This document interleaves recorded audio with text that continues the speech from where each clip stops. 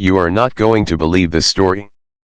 But it is a true story, as true as I sit here writing it, as true as I will die in the morning. Yes, this story ends with my end, with my death tomorrow. I have always been a kind and loving person. Everyone will tell you this. They will also tell you that I have always loved animals more than anything. When I was a little boy, my family always had many different animals round the house. As I grew up, I spent most of my time with them, giving them their food and cleaning them. I married when I was very young, and I was happy to find that my wife loved all of our animal friends as much as I did. She bought us the most beautiful animals. We had all sorts of birds, goldfish, a fine dog and a cat. The cat was a very large and beautiful animal. He was black all over, and very intelligent. He was so intelligent that my wife often laughed about what some people believe. Some people believe that all black cats are evil, enemies in a cat's body. Pluto, this was the cat's name, was my favorite. It was always I who gave him his food, and he followed me everywhere. I often had to stop him from following me through the streets. For years, he and I lived happily together, the best of friends. But during those years I was slowly changing. It was that evil enemy of man called drink who was changing me. I was not the kind, loving person people knew before. I grew more and more selfish. I was often suddenly angry about unimportant things. I began to use bad language, most of all with my wife. I even hit her sometimes. And by that time, of course, I was often doing horrible things to our animals. I hit all of them but never Pluto. But, my illness was getting worse. Oh yes, drink is an illness. Soon I began to hurt my dear Pluto too. I remember that night very well. I came home late, full of drink again. I could not understand why Pluto was not pleased to see me. The cat was staying away from me. My Pluto did not want to come near me. I caught him and picked him up, holding him strongly. He was afraid of me and bit my hand. Suddenly, I was not myself anymore. Someone else was in my body, someone evil, and mad with drink. I took my knife from my pocket, held the poor animal by his neck and cut out one of his eyes. The next morning, my mind was full of pain and horror when I woke up. I was deeply sorry. I could not understand how I could do such an evil thing. But drink soon helped me to forget. Slowly the cat got better. Soon he felt no more pain. There was now only an ugly dry hole where the eye once was. He began to go round the house as usual again. He never came near me now, of course, and he ran away when I went too close. I knew he didn't love me anymore. At first I was sad. Then, slowly, I started to feel angry, and I did another terrible thing. I had to do it. I could not stop myself. I did it with a terrible sadness in my heart because I knew it was evil. And that was why I did it. Yes. I did it because I knew it was evil. What did I do? I caught the cat and hung him by his neck from a tree until he was dead. That night I woke up suddenly. My bed was on fire. I heard people outside shouting, "Fire! Fire!" Our house was burning. I, my wife and our servant were lucky to escape. We stood and watched as the house burned down to the ground. There was nothing left of the building the next morning. All the walls fell down during the night, except one, a wall in the middle of the house. I realized why this wall did not burn, because there was new plaster on it. The plaster was still quite wet.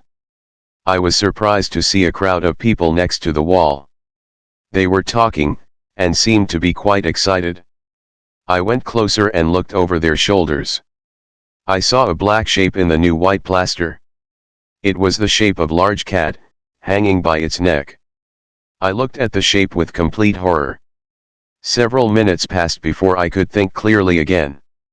I knew I had to try to think clearly. I had to know why it was there. I remembered hanging the cat in the garden of the house next door. During the fire the garden was full of people. Probably, Someone cut the dead cat from the tree and threw it through the window to try and wake me. The falling walls pressed the animal's body into the fresh plaster. The cat burned completely, leaving the black shape in the new plaster. Yes, I was sure that was what happened. But I could not forget that black shape for months. I even saw it in my dreams. I began to feel sad about losing the animal. So I began to look for another one. I looked mostly in the poor parts of our town where I went drinking. I searched for another black cat, of the same size and type as Pluto. One night, as I sat in a dark and dirty drinking house, I noticed a black object on top of a cupboard, near some bottles of wine. I was surprised when I saw it. I looked at those bottles a few minutes ago, I thought, and I am sure that object was not there before. I got up, and went to see what it was. I put my hand up, touched it, and found that it was a black cat, a very large one, as large as Pluto. He looked like Pluto too in every way but one. Pluto did not have a white hair anywhere on his body. This cat had a large white shape on his front. He got up when I touched him, and pressed the side of his head against my hand several times. He liked me. This was the animal I was looking for. He continued to be very friendly, and later, when I left, he followed me into the street.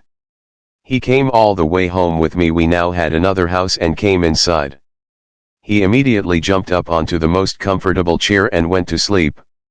He stayed with us, of course. He loved both of us, and very soon he became my wife's favorite animal. But, as the weeks passed, I began to dislike the animal more and more. I do not know why, but I hated the way he loved me. Soon, I began to hate him, but I was never unkind to him. Yes, I was very careful about that. I kept away from him because I remembered what I did to my poor Pluto. I also hated the animal because he only had one eye. I noticed this the morning after he came home with me. Of course, this only made my dear wife love him more. But the more I hated the cat, the more he seemed to love me. He followed me everywhere, getting under my feet all the time. When I sat down, he always sat under my chair. Often he tried to jump up on my knees. I wanted to murder him when he did this, but I did not. I stopped myself because I remembered Pluto, but also because I was afraid of the animal. How can I explain this fear? It was not really a fear of something evil, but then how else can I possibly describe it? Slowly, this strange fear grew into horror. Yes, horror. If I tell you why, you will not believe me. You will think I am mad. Several times, my wife took the cat and showed me the white shape on his chest. She said the shape was slowly changing. For a long time I did not believe her, but slowly, after many weeks, I began to see that she was right. The shape was changing. Its sides were becoming straighter and straighter. It was beginning to look more and more like an object. After a few more weeks, I saw what the shape was.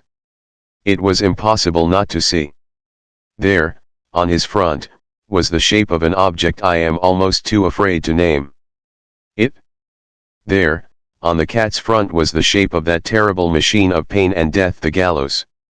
It was that terrible machine of pain and death, yes, the gallows.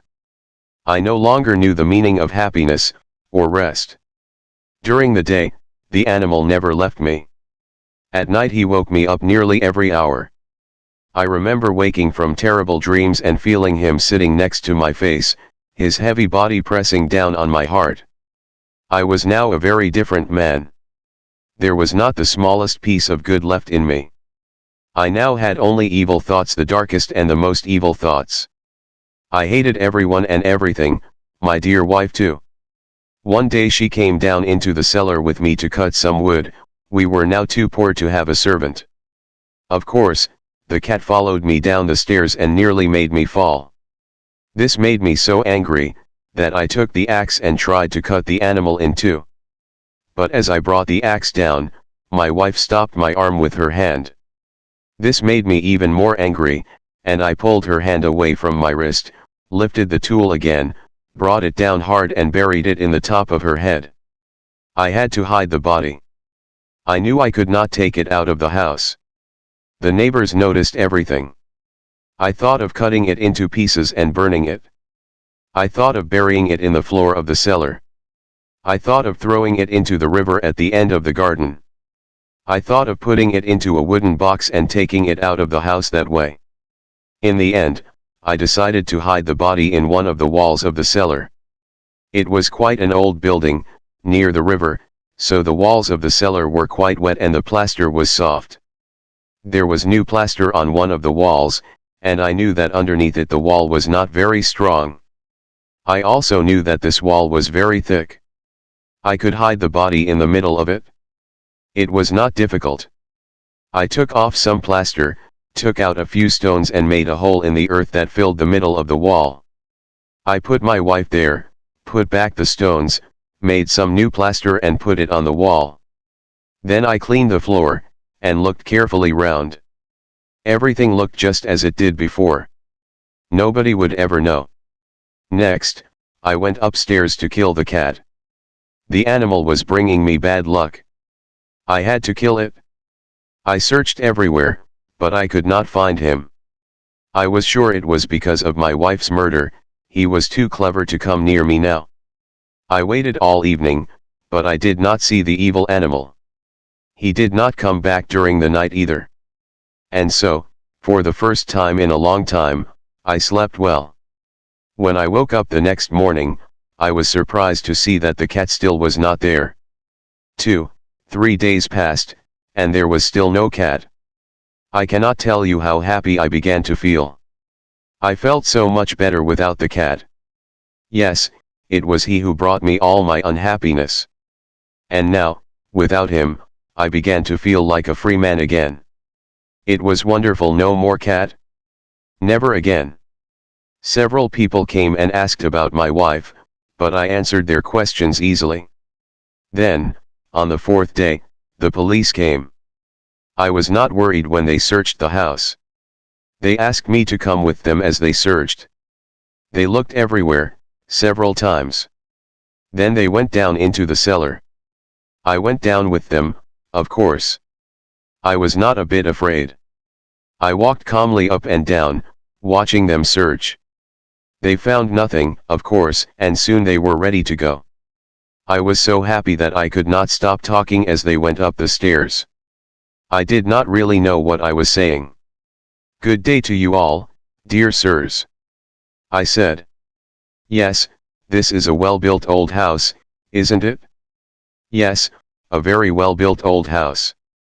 "These walls are you going, gentlemen? These walls are strong, aren't they?" I knocked hard on the part of the wall where my wife was. A voice came from inside the wall, in answer to my knock.